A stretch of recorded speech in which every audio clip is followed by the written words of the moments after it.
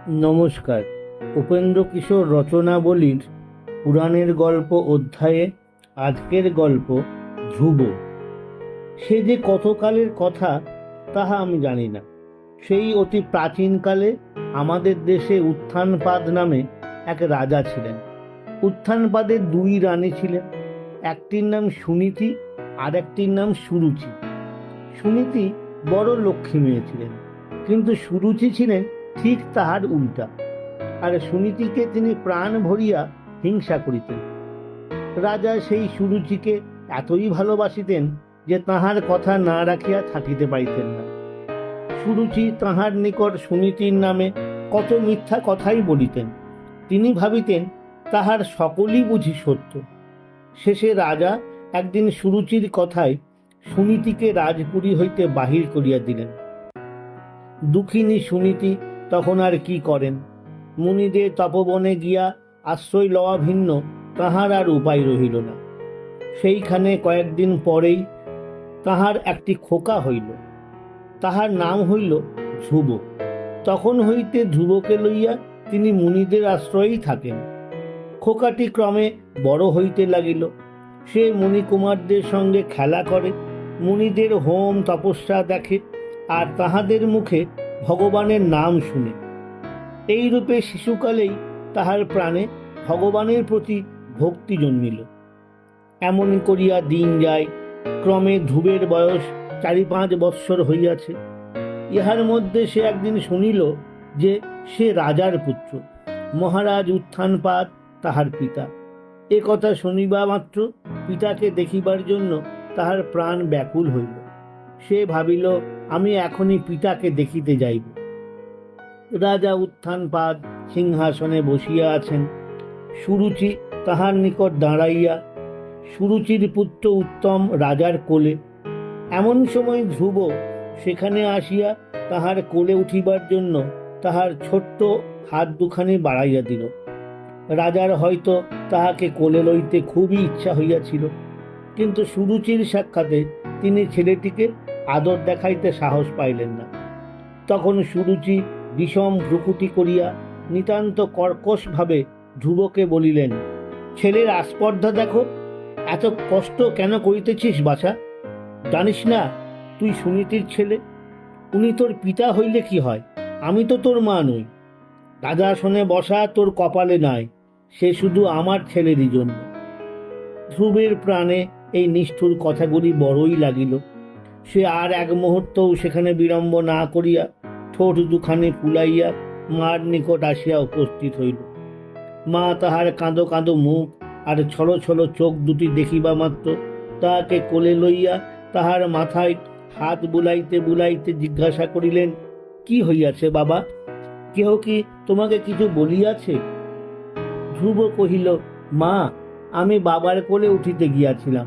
সৎ মা বলিলেন, আমি তোমার ছেলে বলিয়া নাকি তাহার কোলে উঠিতে পাইব না, আমার নাকি কপালে নাই।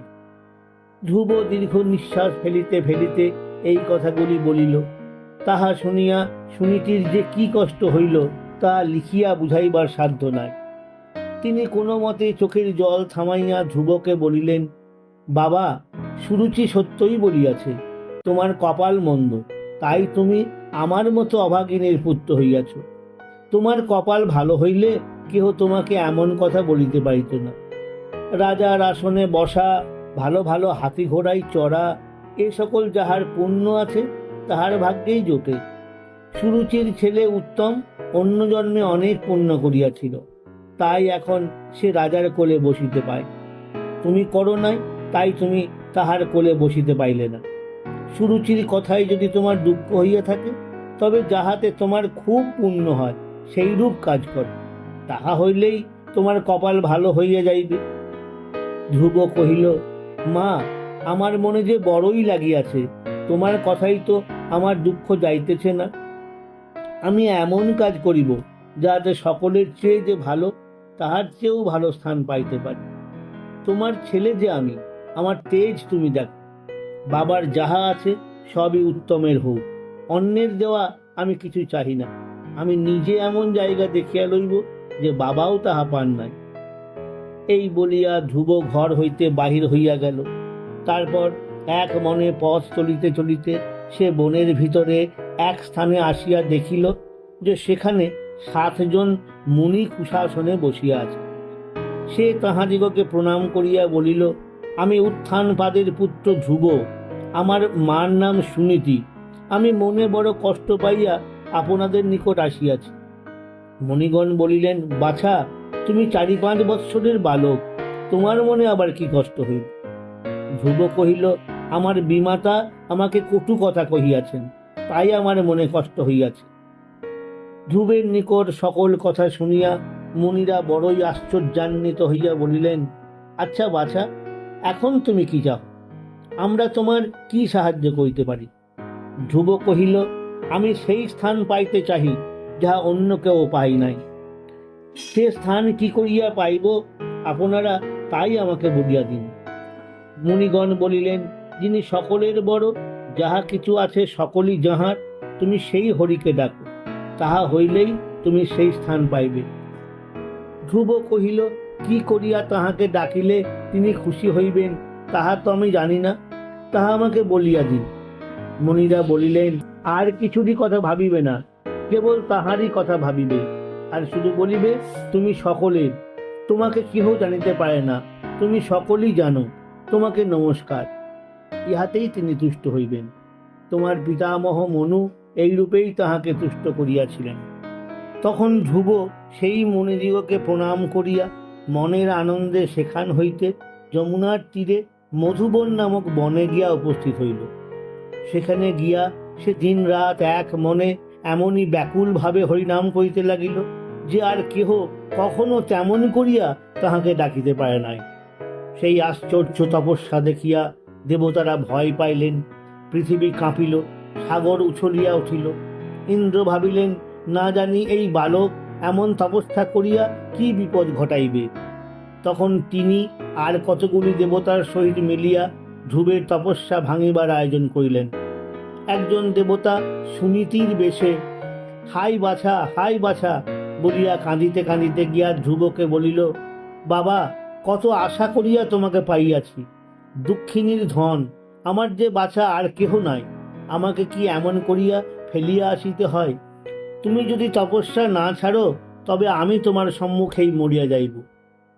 কিন্তু ধ্রুবের মন তখন হরির ধ্যানেই মজিয়াছিল।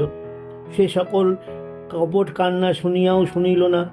তখন সেই দুষ্ট দেবতা, বাবা গো, কি ভয়ানক রাক্ষস আসিয়াছে, পালাও পালাও বলিতে বলিতে সেখান হইতে চলিয়া গেল।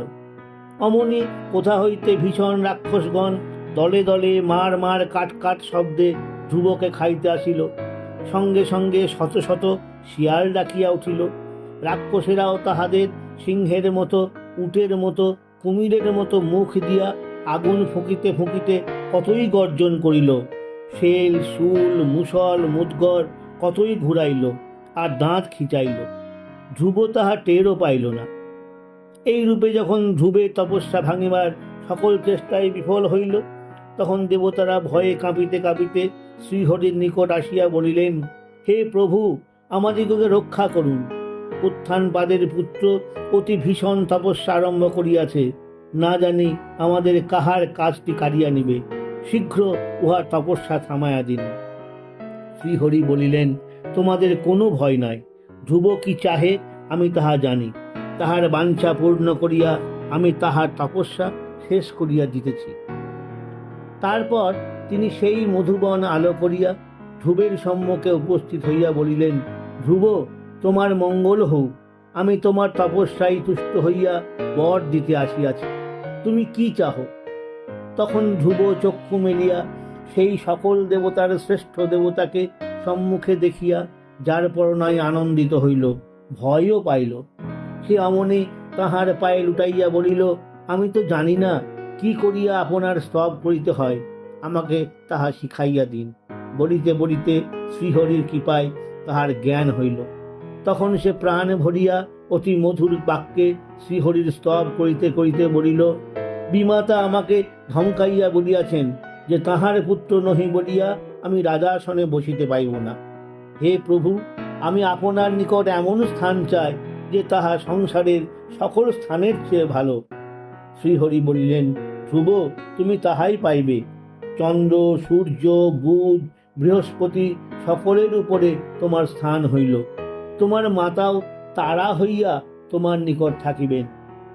সেই অবধি শ্রীহরির বরে ধ্রুব আকাশের ধ্রুব তারা হইয়া সংসার চক্র ঘুরাইতেছে। এইরূপ আমাদের পুরাণে লেখা। নমস্কার।